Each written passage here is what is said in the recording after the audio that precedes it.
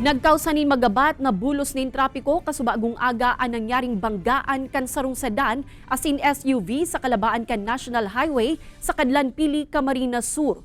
Susog sa mga otoridad, biyaheng Pamindanao ang sedan na haling Metro Manila, mantang pasiring naman sa direksyon kan Naga City ang SUV. Alagad pag-abot sa lugar, bigla na sanang nabanggaan o nabangga kan sedan ang kasabatan na SUV. Pigtutubudang nakaturog ang driver kan sedan kan mangyari ang aksidente. Tuluan na irido sa insidente na tulos man na dinara sa ospital. Pangapodan kan mga otoridad sa mga motorista na mag-ingat asin sunodon ang tamang speed limit sa pagmamaneho para malikayan ang mga aksidente.